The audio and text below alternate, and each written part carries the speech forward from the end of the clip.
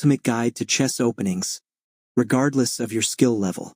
We'll break it down into 3 key parts. Part 1. Understanding openings. First, let's define what an opening is in chess. It's the initial phase of the game where you develop your pieces and set the stage. The very first move, like playing king's pawn, e4, or queen's pawn, d4, already starts to shape the game's unique style. We'll differentiate between theoretical and setup-based openings. Theory refers to positions that grandmasters and computers have extensively explored and are recorded in databases. A novelty is the first move played outside of this known theory.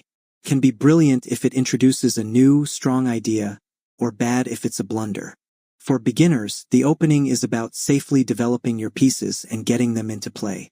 While this is a great start, chess is a competitive game, and you need to adapt to your opponent's moves.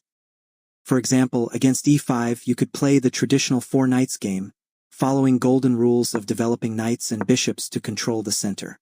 But you could also try an aggressive gambit like the king's gambit, f4, where you sacrifice a pawn for faster development and central control.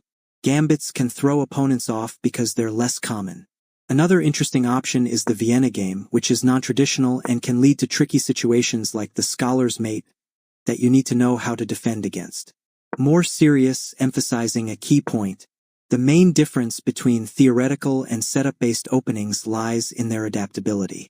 In theory-based openings, like playing e4, you can't use the same approach against every response. For instance, playing against the Sicilian defense requires a different strategy than against the Caro-Kann defense. You need specific knowledge for different opponent replies. However, a setup-based opening, like the London system, after d4, allows for a more consistent approach. You aim for a similar pawn and piece structure regardless of what black plays, as long as they don't directly challenge your initial setup. While easy for beginners, these openings might not always put immediate pressure on your opponent. For more advanced players, it's crucial to understand how to adapt your setup based on your opponent's reactions. For example, recognizing a king's Indian setup and knowing how to adjust your plan to maintain an advantage. You can't just pre-move your opening. You need weapons to challenge each of your opponent's replies.